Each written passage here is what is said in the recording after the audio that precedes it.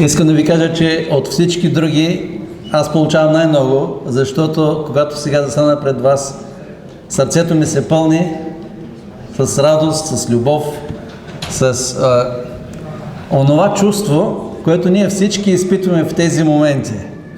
Предвкусване, как казвате на македонски? Предвкусване на небето.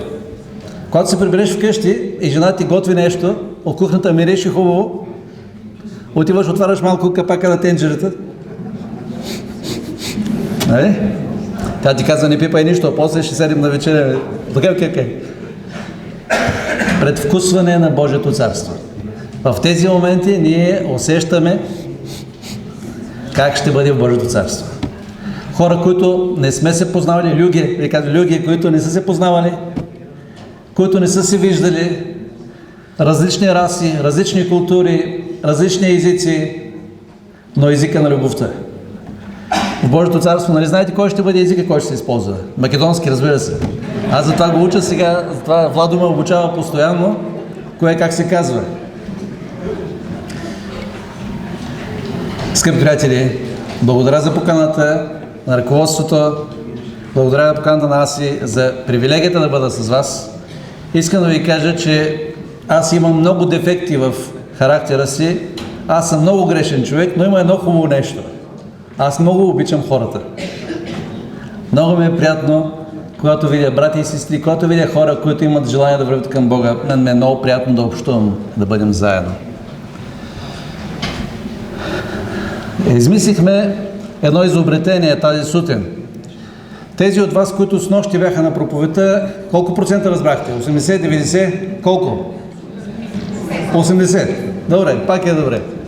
Но изработихме на устройство един червен бутон, на червено бутонче. И ще ви кажа сега как се натиска червеното бутонче. За превод. Дигате ръка. Пробвай някой да дигне ръка. Дигаш ръка и се обажда устройството.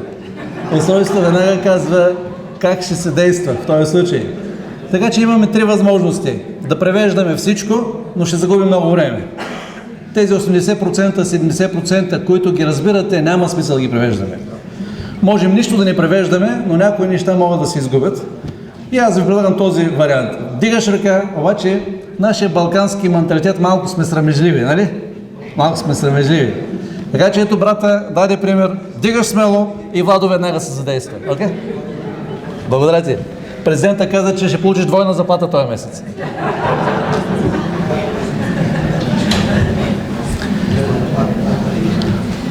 Един мъж говорил с Бога. Гледа своята женичка, колко е хубава, колко е мила, как хубаво готви. И казал, Господи, защо си ми дал толкова красива жена, толкова красива съпруга? Бог му казал, за да я обичаш, синко, за да я обичаш. И Господи, защо тази моя жена е толкова търпелива към мене, толкова мила винаги? Разбира се, да я обичаш, синко, да я обичаш. И освен това, Господи, толкова вкусно готви, всичко, което... Толкова, защо тази жена, която винаги каквото искам, това ми готви? Да я обичаш, синко, да я обичаш. Извинявай, Господи, извинявай, обаче, защо се е създал и малко е глупавичка? За да те обича, синко, да те обича. Това разбраха ли?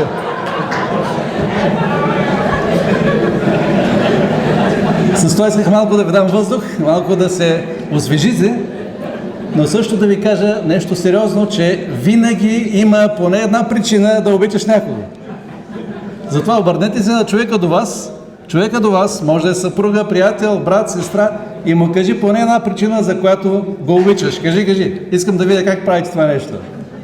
Една причина, поради която обичаш. Обърни се и му кажи, както аз на Владо.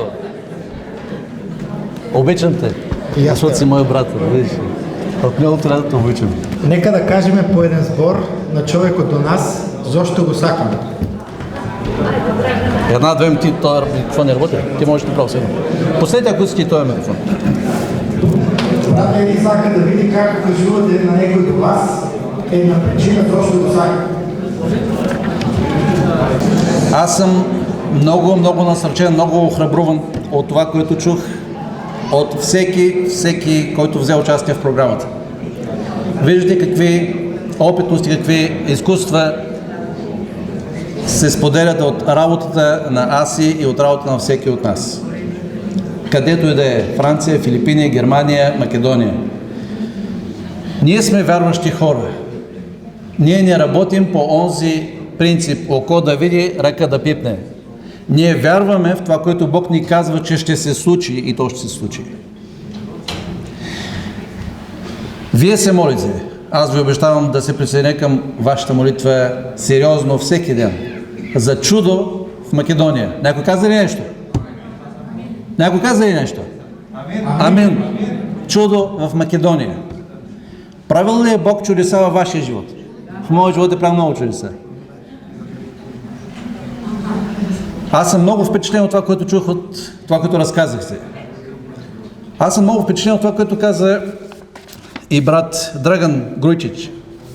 Ние някои неща трябва да ги забравим, да изчезнат. Някои неща трябва да ги изхвърлим от живота си, за да можем по-добре да фокусираме върху правилните неща. Вие знаете нашия балкански менталитет. Ще говорим ли искрено? Днеска е събота, не може да се лъжи, нали? Нали знаете? Македонците ли са по-велики, сърбите ли са по-велики, българите ли са по-велики, гърците ли са по-велики? Тук е така. Но не само тук е така, от цял свят. Само, че някъде е по-културно. Балкански менталитет ние си го показваме. Божиите хора, Божиите люги не са от тази партия. Ние знаем, че имаме един татко в небето. И аз нямам как да бъда по-голям от тебе. Вероятно и ти не можеш да бъдеш по-голям от мене, защото има само един, който е по-голям, който е най-голям.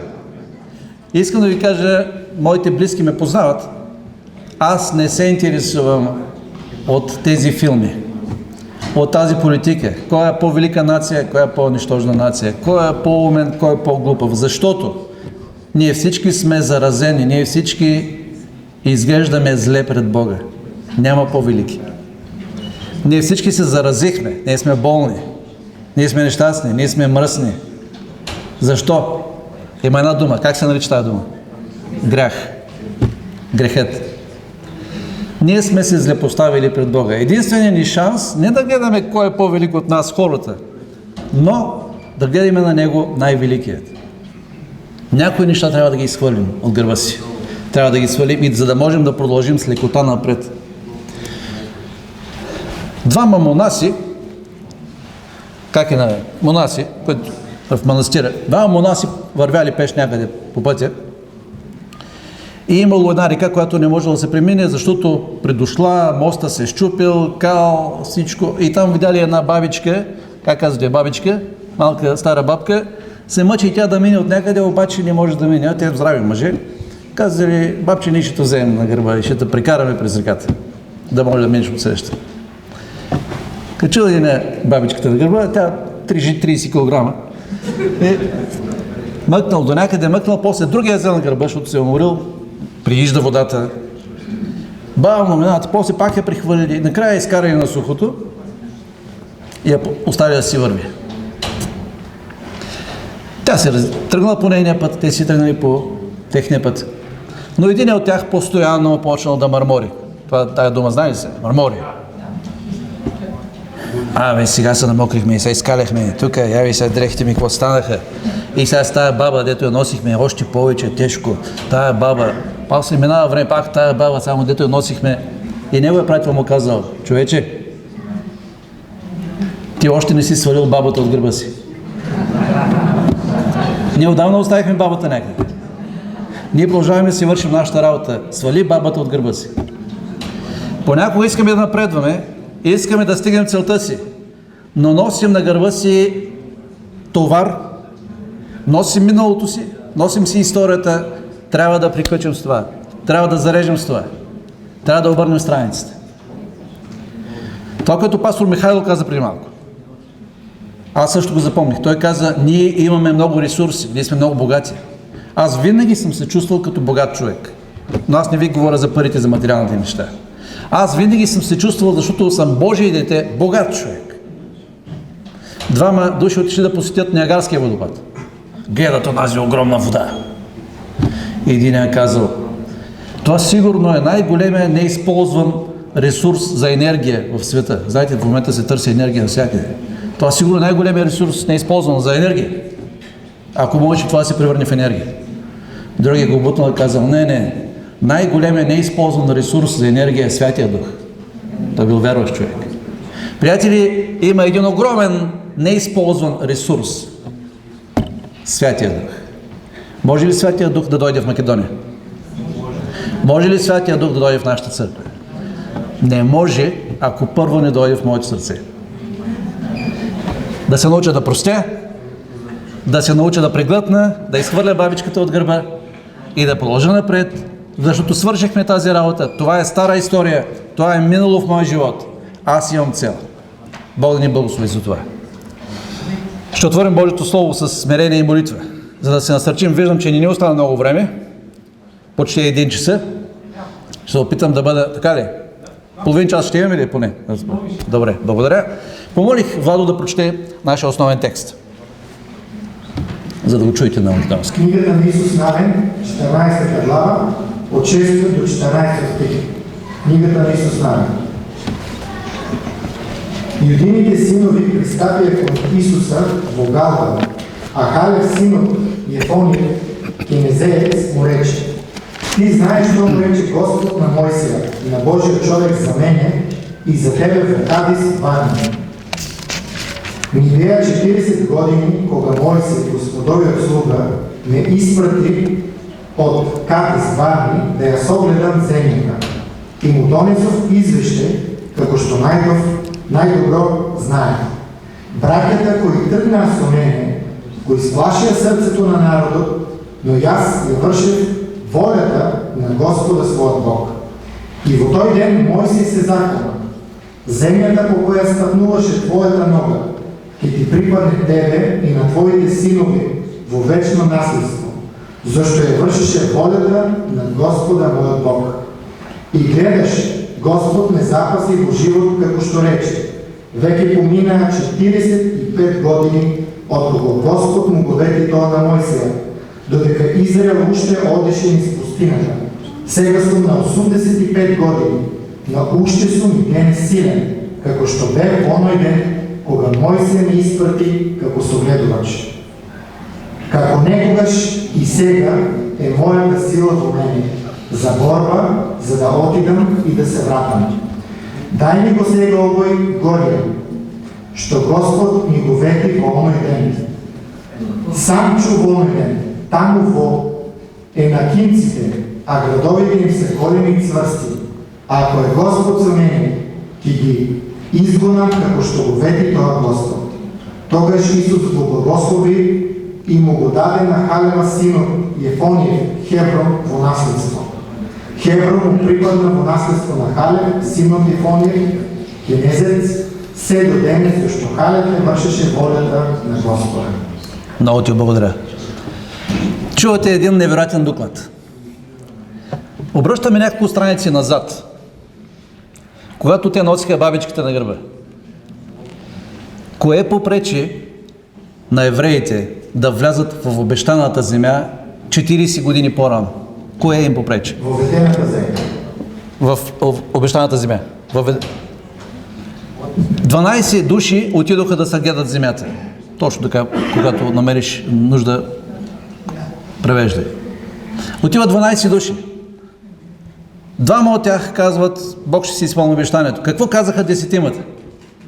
Какво казват? Не може да стане. Защо? Коя беше техническата причина? Защо не може да стане? Енаковите синове. Те са по-силни от нас. Ние сме боболечки скакалци пред тях. Тия двамата казват, Исус и Халев: Бог е казал, ще ги изедем живи. Ще ги ликвидираме. Защото Бог е казал. Другите 10 казват: не може да стане. Ние сме нищожни и слаби пред тях. Кое ги спря да влязат тогава? Тези крепости, тези земи, Енаковите синове. Онези грамадни мъже. Заглавието на нашата проповед. Това е моята планина. Това са думите на Халев. Това е моята планина. Отивам да се я взема. И не ме интересува кой живее там и какви картечници имат. Аз отивам да си взема, това е моята планина. На мене Бог това ми го обеща. Вие имате ли планини във вашия живот? Трудни за изкачване. Крепости трудни за превземане. Ето го един човек. Ами да, 25 години в разцвета на силите си. Така ли беше? Какво каза текста? На колко години? 85, нали така? 85 години. И той казва, отивам и ги ликвидирам. И си взимам моето, защото Господ ми го даде.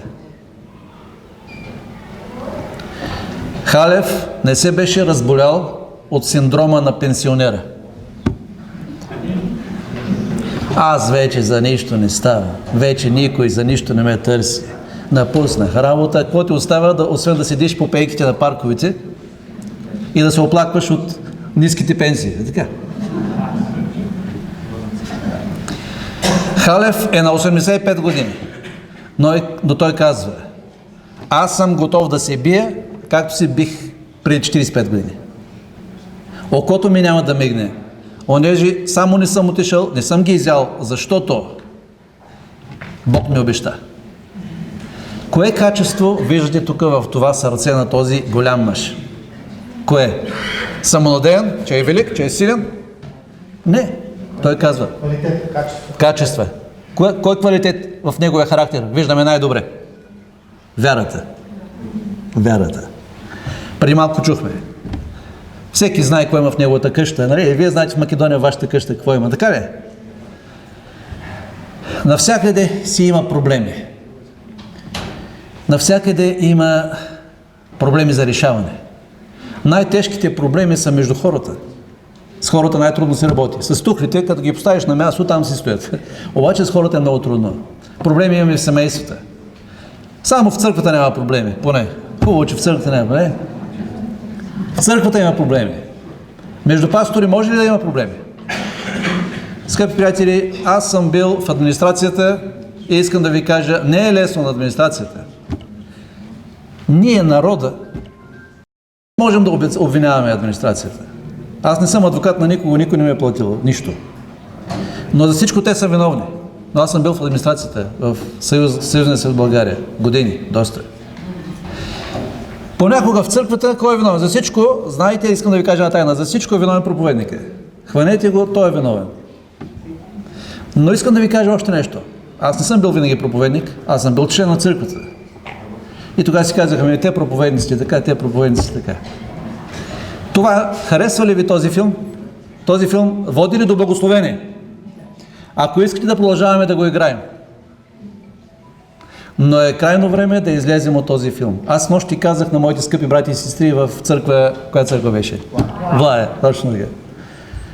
Че аз има едно предимство да говоря свободно пред вас. Как е? Предност.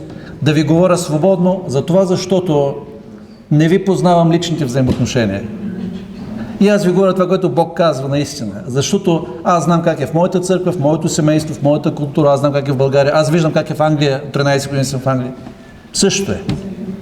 Повярвайте ми, същото е. И винаги трябва... Дай. Има. Също, исто е. Исто е навсякъде. Точно така. Благодаря ти. Насърчи хората да натискат бутона. Точно. Но винаги в цялата история на християнството е имало 2, 3, 1 шепа хора, които са били от друга мая, друго качество, друга порода. Друга порода хора, които казват, аз няма да участвам в тази игра. Ти си прави твоите сценарии, твоите филми, аз не участвам. Ето го Халев е един от тях. Другите плачат, няма да стане, няма. Не, ще стане. Те се отказаха. Тогава Бог реши 40 години в пустинята. Онова поколение си отиде. И сега след 40 години Халев идва и казва, има едно нещо, аз, което не съм си взел. На мен Бог ми го обеща. Сега ние ще влезем в обещаната земя и аз искам на уния младоци, тия млади хубави хора, дето са в разцвета на силите си, само че още нямат опит. Ние казваме на български: да би младо знаело и да би старо можело, чудеса биха станали. Това нали го разбирате? Ако младите имаха повече опит, а пак старите имаха повече сила, прекрасно. Но този човек имаше вяра в Бога и това беше неговата голяма сила. Той каза: аз ще покажа на всички как може човек да се бие с кого? Не с стари бабички и с девойки, с еднаковите синове. И той отива при Исус Навин, своя приятел, своя колега, единствените, които останаха от това поколение, и казва: слушай, на мен Бог ме беше обещал да вляза и аз може ли да вляза през най-трудното място? Той ни каза: аз съм стар човек, дай ми, ти си мой човек, ние сме приятели от едно време. Дай ми голямото парче от тортата. Не, той казва: дай ми най-трудното място, аз ще вляза и ще покажа на другите какво може да се случи, когато човек вярва в Бога. Халев не беше от онези мърморещи старци. Той не презираше малото поколение. Вместо да критикува, че малото поколение е либерално, че правят тези неща, че правят онези неща, че имат светски дух, той не искаше да ги критикува. Той каза: аз ще им покажа. Аз искам да им покажа. Защото аз имах изкуства в моя живот, опитности, изкуства. Аз искам да им покажа кой е моят Бог. Тук имаме, виждам, много млади хора, но имаме и побелели коси. Имаме хора с опит. Скъпи мои възрастни братя и сестри, тялото полека угасва, но как е духа? И когато младите хора гледат в нашия живот, какво виждат? Уморени стари хора, уморени по пътя на вярата, говорещи за този пастор, за администрацията или за оная църква, говорещи постоянно тези неща, или виждат един човек, който е готов да отиде и да си вземе планината, най-трудното място, защото е показал, че той е на Божия страна. Халев поиска нова територия, поиска най-трудната територия. В евангелизирането всички казваме, постоянно говорим, че не трябва да се задоволяваме със същата територия, трябва да поискаме нова територия. Добре, обаче новата територия може да изглежда като планина понякога. Но точно там е нужно да вземем онзи ресурс, неизчерпаем ресурс, наречен Святия Дух. И аз съм много щастлив, че чувам всички, които преди мен говориха: молитва, молитва. Това е. Няма никакво друго решение. Няма друго решение. Павел Гоя беше тук при вас. Знаете за какво говори той. Приятели, преди 40 години Халев беше казал: те са ястия за нас, за еднаковите синове. Храна, ястия храна. Ще ги ликвидираме. Те са храна за нас. Те са храна за нас. Слава. След 40 години той казва същото: аз отивам първи там. Времето не го амортизира. Времето не го изтощи. Времето не го обезвери. Не го, как казва, обезхрабрува. Обезхрабва. Той остана силен. Не, той стана по-силен. Това вдъхновява хората. Да си извлечем няколко поуки. Независимо от възрастта си, проучвай новите възможности. Божиите дарби, дарбите, които Бог ни дава на нас, са статични или динамични. Тези думи ги знаят, че те са чужди думи, те са международни. Нашите дарби са статични или динамични. Тоест, такива каквито са, такива си остават, или те се променят и растат. Динамични. Ние трябва да ги развием, ние трябва да ги обогатим. И искам да ви кажа нещо, в което наистина вярвам в цялото сърце. И което решава проблема с пенсионната криза, пенсионната депресия. Аз съм виждал два типа християни, по-скоро два типа проповедници след пенсия. Единът се пенсионира и понеже вече не го канат да говори, не го канат в църква, защото пенсионер. Но той докато мърда, докато жив, докато диша, ходи и проповядва. Съседи, приятели, по училище, по болни, ходи, проповядва. Едва мърда, обаче ходи и проповядва. Аз съм виждал такива хора и душата ми се възхищава. Един друг тип проповедници съм виждал. Като се пенсионира, отива за риба или продава химикалки на площада. Нещо прави. Друго. Освободихме се, църквата те натоварва, църквата те изтощава, църквата те понякога даваш всичко. И като се отървем, малко да подишеме и без настрани. Слушай, знаеш ли кой си ти? Ти не си това, което официално изглеждаш. Аз не съм това, което в момента изглежда. В личния си живот, в скрития си живот е моята истинска физиономия. Сега можем и ние сме майстори да носим маските пред другите, да се правим на такива, каквито не сме. Но това, което си ти, е онова, с което се събуждаш и онова, с което заспиваш. Онова, без което не можеш да живееш. Както някои хора са пристрастени към някакво хоби. То най-добре те описва кой си ти. Затова само мислиш. За друго не можеш да мислиш. Затова, докато си на работа, било то пастор или не пастор, няма значение. Докато си на работа, бизнесмен, учител, работник, строител, намери си нещото, което осмисля твоя живот да го правиш. Да бързаш от работа да се прибереш вкъщи, за да почнеш твоето хубаво нещо, което ти искаш да правиш. За което никой не ти плаща, за което администрацията не те кара да го правиш. И аз знам много християни, които си работят работата, която си работят. Но те си имат една друга мисия. Правиш един уебсайт, качваш някакви материали, ходиш, посещаваш в болницата. Нещо много скромно може да е. Отиваш, помагаш на стари хора в къщи, да им готвиш, да им чистиш, да им дадеш Евангелието. Намери си нещото, което се нарича твоята мисия, за което ти си призван. Снощи говорихме как да разбера Божията воля за моя личен живот. Това понякога може да съвпада с работата ти. Как съвпада? Но понякога може да не съвпада с твоята работа. Намери го и го прави. Защото един ден като се пенсионираш, като Халев, като вече никой не те търси официално да проповядваш или официално да работиш, вече си пенсионер. Вместо да отидеш за риба и да стоиш на пейката и да гледаш хората, да правиш онова нещо, за което най-после си свободен да го правиш напълно. Да. Да си свободен и да се посветиш на твоята любима мисия. Тогава ние няма да изпитаме тази депресия за това, че вече никой не ни търси и никой не ни уважава. Защото ние имаме какво да правим в нашия живот. Но това трябва да го намерим сега. И ето Бог ни дава възможности. Така беше с Халев. И той влезе, той ги разби, той взе тази крепост. Бог му я беше обещал. Окото му не мръдна, защото в неговото сърце нямаше страх. Защото той знаеше кой върви пред него. И аз много искам да имаме такива млади хора, такива стари хора. Защото всеки, който после дойде в нашата църква, той какво ще види? Ще види хора, които вярват на Божите обещания. Втория пример. Няма да го четем, това е един дълъг текст, но вие знаете тази много интересна глава, първа книга на царете, 17 глава. Първа книга на царете, 17 глава, където е битката на Давид с Голиат. Всички обичаме тази история, малките момчета най-много я обичат, защото там се борят двама мъже, има много акшен. Но нека да извлечем няколко поуки от тази история. Ние всички познаваме тази история. Бият се евреите с филистимците.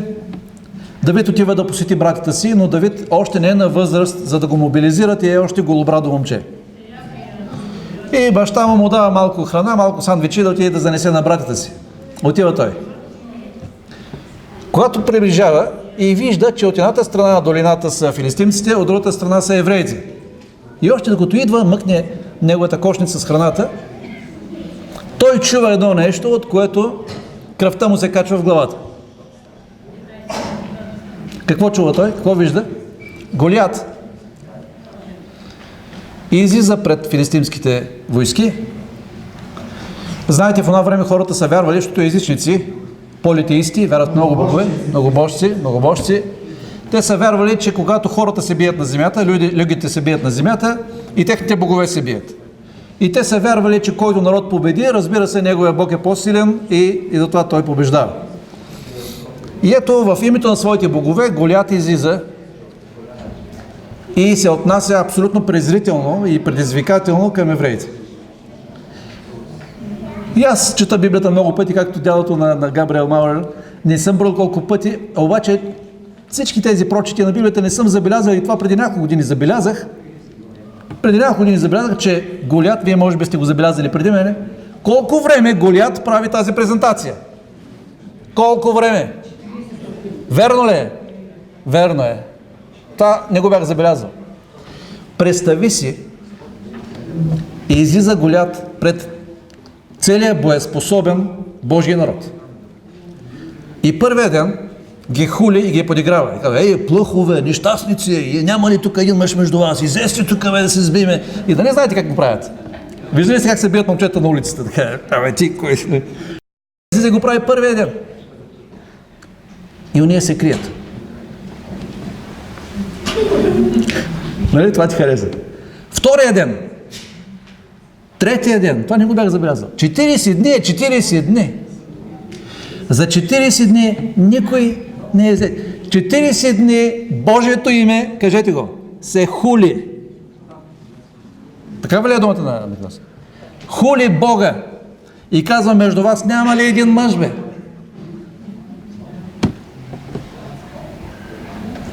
Кой трябваше да отиде пръв? Да се бие. Извади меча да отиде. Президента трябваше да отиде. Е така. Царя трябваше да отиде. Пастора трябваше. Точно така. Няма проблем, приятелю. Аз ще дойда да се бия с тебе. Ние знаем в кого вярваме. Идвам и приключваме играта. Но Саул в този момент, срамота е, жалко е, Саул беше прекъснал връзката си с Бога. Може ли се случи и с мене? С пастора може да се случи? Много е опасно. Саул не беше способен. Поради духовни причини. Никой друг. Те гледаха, рибата се вмирисва от главата, казваме.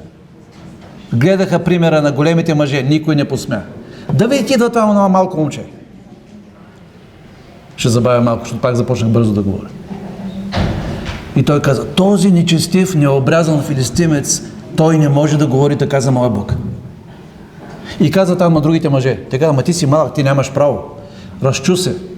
Братята му дойдоха при него, помните ли какво му казаха братята? Насърчиха, казаха, браво момче, ти поне ние сме страхливци, ама ти отиди, поне ти имаш вяра. Така ли казаха? Не. Абе ти, що се въртиш тук, ти не си войник, ти не можеш да бъдеш войник. Аз се прибери, дай тук пиците и се прибери вкъщи. Но това се разчу, стигнал до царя. Царя каза, нека дойде това момче да го види. О, синко, ама не може, ти си малък. Слушай, и той започна да разказва своите изкуства, своите опитности. Слушай, царо, да, аз съм малък. Само, че аз съм овчар. И аз така, знаеш какви истории съм имал. Мечка, лъв, това, но Бог беше с мене. Ами да ти видя оръжията ти, какви автомати, какви картечници имаш. О, ти не се притеснявай, Бог беше с мене.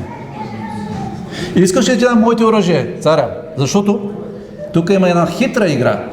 Първо, царя искаше да му даде по-добро оръжие от неговата прашка, но второ, като Давид облече ония царски доспехи и отиде да се бие с филистимците, цялата войска отдалеч какво ще забележи? Че май царя отива да се бие с Голиат. Да се направим такива, каквито не сме. Давид облича тези. Кой каза, царя, не ми е удобно. Аз не съм свикнал, те са ми по-големи. Те ми тракат, ми хлопат. Аз ще се оправя, защото аз вярвам в Бога. И какво направи Саул, който вече беше прекъснал връзката си с Бога? Иди, синко, и Бог да бъде с тебе. Саул се възхити на вярата на онова младо човече. Приятели, преди малко разгледахме Халев, един мъж на вярата на стари години. Сега виждаме един мъж на вярата на млади години. Възрастта няма значение. Отвориш сърцето, това има значение. И Давид тръгва. Голиат пак си разиграва неговата презентация. И Давид слиза. Долу в долината малка рекичка. Давид се наведе и какво направи? Взе 5 камъчета. Сложи го в турбичката. Продължава напред и той минава сякам Голиат. Той започва се изкачва и той приближава чий стан? Филистимците. Той отива при враговете.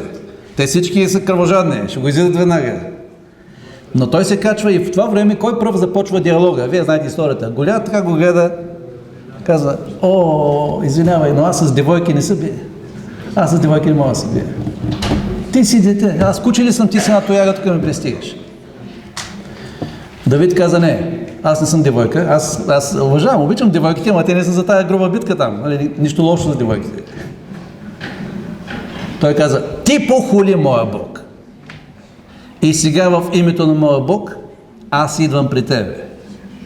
И искам да ти кажа твоето бъдеще. Ти не си знаеш бъдещето, аз ти знам бъдещето, защото Бог ми го открие. Ще ти отрежа главата. Аз понякога се шегувам вкъщи, се прибирам и казвам, как така, аз имам пророческа дарба, аз знам вашето бъдеще, вие не си знаете бъдещето. И те, съпругата ми и децата казват ми, да, ми казвам, тази вечер ще ходим на пица, на пицария, а пък вие не си знаете бъдещето, аз знам вашето бъдеще, когато планирам да ги заведа някъде. Давид казва на Голиат, аз ти знам бъдещето, ще ти отрежа главата, ще нахраня птиците. Кажи им това, те се записате. Той разкажа, брат Ели, како кога се ода дома и прашува неговите близки, жената и децата, дали знаят своите имена, бъдеще имена. И той вели, аз не знам вашите имена, вие не я знаете. И вели, аз знам дека ова вечер ќе одиме на пица, а вие не знаете. Вика, и аз ќе ве однесам на пица. И дава аналог за тоа како Давид вели на Голиат, и аз знам дека ти ги паднеш от мене, аз ќе те убием, но ти не го знаеш това. И вели, аз го знам, защото Бог е со мене. Точно, благодаря ти. И той казва, за да може целият свят да научи колко съм велик аз. Нали така казва? Колко съм голем аз. Колко съм голем аз. Така ли казва? Какво казва? За да може целият свят да види, че има Бог в Израел. Давид правеше евангелизация. Давид не беше пастор, не беше свещеник, той беше ASI member. Той беше мирянин, който не можеше да спи спокойно, докато някъде има нещо да се направи за Божия прослава. И той го направи. Уби Голиат и победата беше голяма. Приятели, когато ние показваме тази силна вяра, това убеждение в Бога, тогава ние свидетелстваме. Коя е най-силната евангелизация? Кой е най-силният начин да се проповядва? Живота. Нали знаете онази популярна мисъл? Иди, проповядвай и дори ако се наложи, използвай думи. Това нали го знаете? Дори ако се наложи, използвай думи. Значи, знаете ли ова мисла? Иди проповедувай и ако трябва тоа да користи зборови. Първо животот, а пък после зборовите. Искам да ви попитам, в кой момент от историята на Давид ние виждаме, че той осъзнаваше своите ограничения и не беше самонадеян. Самонадеян, нали? Тоест егоист. Не, самонадеян. Да вярва повече в себе си. Да. Уверен в себе си. Самоуверен. Самоуверен. Откъде той имаше вяра в Бога, но откъде има много тясна граница между, на български, сега ще ви как ще го направим, дързост и дразновение. Дързост мислям дека исто това, не? Дръзкост. Дръзкост, когато вярваш на себе си. Дразновение е повече вяра. Повече духовен смисъл. Да вярваш. Да, това е позитивно. Едното е негативно. Едното е негативно, другото е позитивно. Другото е позитивно. Точно. Сега Давид имаше кораж, но откъде виждаме, че той не беше горд и самонадеян? Откъде виждаме това? Текста не случайно ни казва, той не беше като нея каубой. Не знаете, нея уестърни, нея каубой хвърля монетата, бум, гърми, даже не гледа, гърми и монетата перфорира на средата, той така стреля съвършен. Давид, откъде виждаме, че той не се държи по този начин? 5 камъчета, браво, получаваш отлична оценка. 5 камъчета. Давид знаеше колко е добър с неговата прашка. Той знаеше, че ще убие Голиат. Но Давид знаеше, че на 100 пъти, един път и той пропуска. Давид беше много добър стрелец, ама той знае, че оная мечка един път по-трудно я убие, защото не я застреля от първия път. После трябваше допълнително. И той си казва, аз съм човек.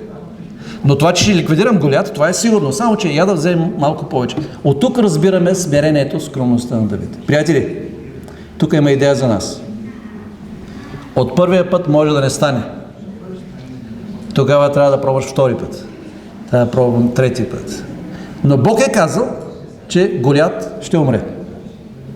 Бог е казал, тази планина ще бъде моя. Така че когато първият път не стане, нека да не се обесърчаваме.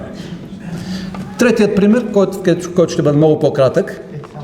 Заповядай. Значи, идеята тук, ако случайно нещо не стане по пръв път. Да. Сакаме нещо да подобрим, дали връзка или нещо да изградеме, идеята е да пробваме втори, трети път и да не се разочаруваме. Точно така. Третият пример, който искам да споделя с вас, много по-накратко, Елисей, пророк Елисей. Знаете едно време как са започвали пророците като слуги на другите пророци. И както днес проповедник стажант. Учиш се от някой, който е по-опитен. И това е хубаво, това е нормално. Ментор, трябва да си имаш ментор. Елисей прислужва на Илия, вижда как живее Илия. Елисей виждаше Илия не само когато е на амвона, на подиума, в официалната си функция, но той го виждаше в личния му живот. Вие си спомните за Геези, който беше продадена душа, но Елисей виждаше Илия в личния му живот. Някой иска да обясниш малко. Личния живот. Идеята тук, знаете дека во минатото, како може некој човек да биде пророк, прво трябва да биде слуга на пророк, за да се учи от него. Елисей го гледаше Илия не само кога беше пророк, но го гледаше во неговият личен живот. Благодаря. Каков той беше и дома. Идва момент, в който Бог открива на Илия, че Илия ще бъде взет жив на небето. И си спомняте тази история, когато Илия казва: аз ще отида еди къде си, ти остани и изчакай тук. Нали така беше? И Елисей казва: не, ще дойда с тебе. Да. Сеќавате се кога Илия му вели на Елисей: јас ќе одам на небото кај Бог, но ти не можеш да дойдеш со мене. И сега отивам в еди кой си град. да, сега ќе одиме во еден друг град. Ти остани тук. Елисей казва: не, ще дойда с тебе.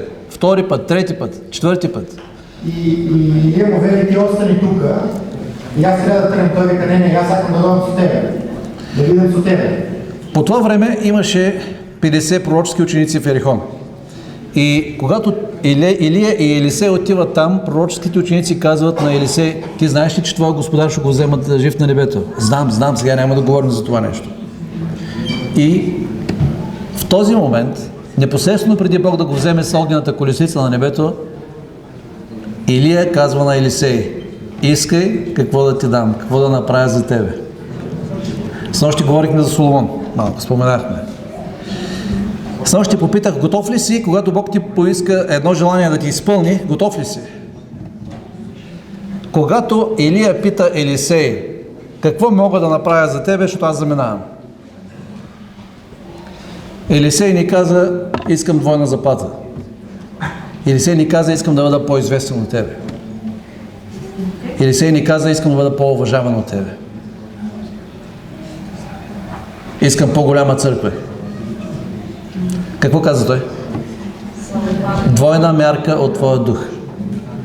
Той беше видял какъв му е духа на Илия. Той беше видял ентусиазма, с който служише на Бога, идеализма, с който Илия служи на Бога. Аз искам да бъда два пъти като тебе. Неизвестен, неумен, неталантлив. Два пъти посветен като тебе. Илия каза: може, ама ако ме видиш когато. И той го видя, когато Илия беше взет на небето, падна кожуха. И тогава, понеже бяха преминали, ударили с кожуха, минаха през... Да, давай. Да. И сега той взема кожуха на Илия и пак отива до реката. И тук четем 4 книга на Царете, 2 глава, 14 стих. И взе кожуха, който падна от Илия, удари водата и рече: къде е Господ Илиевият Бог? И като удари той водата, тя се раздели и той премина. Тоест чудото стана и Бог беше с него. Това е големия въпрос към всички нас. Прашим. Къде е Господ днес? Може ли Бог с мене, чрез мене, да направи това, което правише чрез Моисей, чрез Илия, чрез Авраам? Може ли? Чрез Йосиф? Може ли? Ако това го вярваме, тези, които казват може, ако това го вярваме, той ще го направи. Може ли аз да убия Голиат? Може. Може ли като Халев да вляза да взема оная планина? Може. Само че това зависи, Исус казваше често: според вярата ще ти бъде. И има два типа християни, които ходят на църква и се прибират вкъщи. И пак ходят на църква и те, между другото, тези са най-взискателните. Парното не работи добре, светлината не е добре, музиката е много силна, проповедта на пастора не е много добре.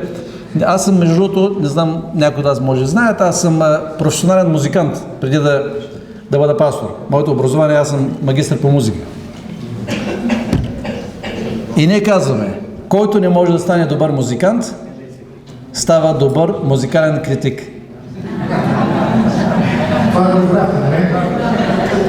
А ако някой от нас не стане добър проповедник, защото апостол Петър каза, всички сме проповедници. Царско свещенство, всички сме проповедници. И ако не станем проповедници, сядаме на стола и ще станем критици на проповедниците. Нали така?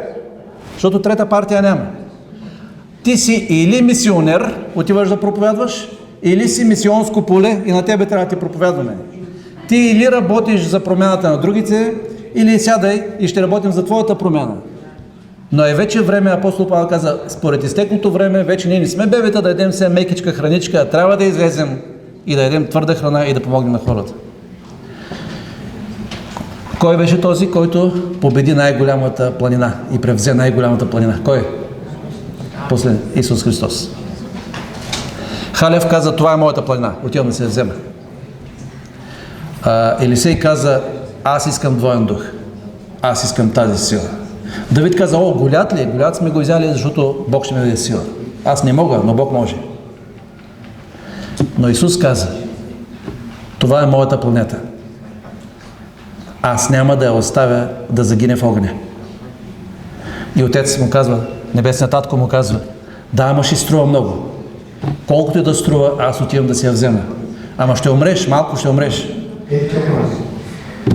Значи най-голямата планина, която някога ще е победил, той е Исус. Кога трябваше Исус да победи своята планина, той е бил на своят отец. И аз ще отидам и ги победя. Отец му бе, но ти знаеш ли колко това е скъп, ще биде скъпо за теб. Това голема цена трябва да платиш. Исус вели да стане. Благодаря ти. И на него му струваше всичко, за да дойде тук. И той отиде на Голгота. И там победи голямата планина. На греха на една разбунтувана планета. На една планета от бунтовници. Болеше го до край. Остана сам. Но плати. И затова ние с вас имаме шанс да отидем отново в Божието царство. И ако говорим за победители, няма по-голям победител от него. Давид победи Голиат. Халев победи еднаковите синове. Елисей получи двойна мярка от Божия дух. Победи своята човешка слабост. Но Христос победи греха. И да бъде слава на Неговото име. Драги приятели, най-големият проблем е, когато не знаем какво да правим с онзи велик дар, нашия живот, който ни е даден. И сега приключвам след една минутка. Животът ни е даден, но да не знаем какво да правим с него. Божието Слово ни учи да разберем смисъла, дълбокия смисъл на живота. Не ближи стари рани. Животът е твърде кратък, за да продължаваме да съжаляваме за стари грешки, да служим на стари конфликти, да служим на своите идоли. Кой е нашият любим идол? Аза. Стига вече с това нещо, защото е време да поискаме големите задачи от Бога и да поискаме голямата сила от Бога и да намерим своите еднакови синове, да намерим своите голияти в живота и да ги застреляме с един удар в Божието име, защото това може да се случи, това Бог го е обещал. Кои са твоите планини, които още не си превзел? И защо чакаш? Защото Бог ти ги е обещал.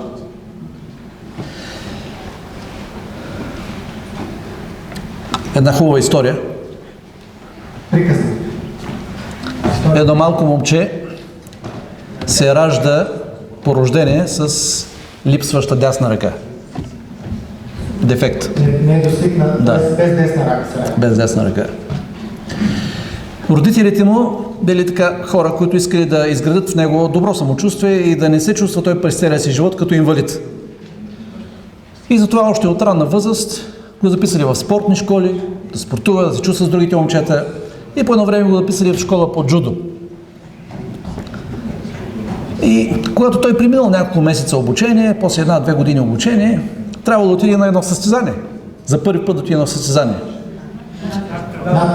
Да. И вече се знаело кой ще бъде неговия опонент, кой ще бъде неговия противник. Знаело се и неговият треньор, сенсей, нали, на джудото ги наричат сенсей, неговият треньор започнал да го обучава на една единствена хватка. Той вече знаел някои други хватки от общата част, но той започва да го учи на една хватка.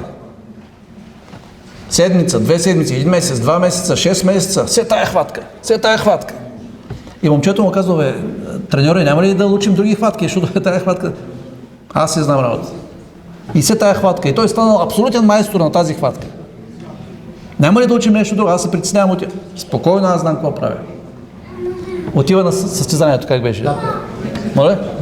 Надпревара, точно така, надпревара. Отиват, излизат. И аз не знам в джудото колко рунда има, не съм запознат, не съм специалист, но първи рунд, втори рунд, онзи другия много лошо го бие. Нашето момче. Много лошо. Той е много добър, също другия. И по едно време доста контузии, вече нашия човек доста зле. И съдята иска да прекъсне надпреварата. Но треньорът става, не, остави го до края. Аз гарантирам, остави го до края. Нищо няма да му остави. И в последния най-критичен момент опонента, врага, неприятела, нанася един страшен удар, който нашето момче използва и прилага своята хватка и го тръшка на земята. И взима първенството. Значи, това момчето няма лака. Неговият тренер го учил само на един начин как да степа. Захват. И кога неговият неприятел, т.е. противникът, цяло време го победувал, накрая решил да направи нещо, нашето момче, с един замък го победил своят противник. След това той отива при своя треньор и каза: треньоре, как стана така? Той през цялото време ме би и аз накрая победих. Влеза, как стана това нещо? Той през цялото време ме биеше и накрая аз. Той казва: аз познавам твоя противник. Аз го знам този спортист. Той е голям майстор за хора и неговата най-добра хватка е срещу дясната ръка. Неговата голяма сила е срещу дясната ръка на противника. Аз затова те учих другата хватка, защото той не е подготвен за човек, който има само лява ръка. Защо тази история я харесвам толкова много? На нас ни липсва нещо. Ние сме инвалиди по рождение. Грехът ни ограби. Грехът ни разказа играта. Ти имаш един проблем, аз имам друг проблем. Ти имаш страх, аз имам гордост. Той има нечистота. Ние всички сме осакатени от греха. Но Бог казва: продължавай да се биеш. Аз си знам работата. Аз те уча, аз постоянно те обучавам, аз знам какво прави. Продължавай напред. Ма Господи, много трудно, постоянно ме бие другия. Врага постоянно ни поваля на земята. Постоянно греша. Продължавам да викам на жена си. Продължавам да не прощавам на брат си. Продължавам да имам уния нечисти мисли. Бог каза: продължавай да тренираш. Ти продължаваш напред. Аз си знам работата. И Бог ни обещава да победим в края. Защо? Аз познавам противника. Аз му знам слабото място. Павле, нали така? Апостол Павел казва: ние знаем неговите хитрости на Сатана. Бог ни разкрива на нас неговите хватки, неговите захвати. И ние знаем много добре. Така че ако ние вярваме на нашия Бог, ние ще продължим напред. И Той ни е обещал тази планина да бъде наша. Нека да четем текста в 1 Коринтяни 15 глава. Ние вече го чухме днес веднъж, но аз исках с него да апелирам в края към всички нас. 1 Коринтяни 15 глава, 58 стих. След обяд, ако сме живи и здрави, ще говорим за чистата евангелизация, чистото евангелизиране. Дайте им вие да едат, каза Христос на своите ученици. Ще говорим за това как се разчупва хляба и рибата, защото и в това има майсторлък, как да разчупим хляба и рибата, за да дадем на всички. 1 Коринтяни 15 глава, 58 стих. Затова, любезни мои братя, бъдете твърди, непоколебими. Владо, прочети го тия повече. Затоа, мои возлюбени браќа, бидете цврсти, непоколебливи, секогаш препогати во Господовото дело, знаејќи дека вашиот труд во Господа не е напразен. Вие вярвате ли в Бог на чудесата?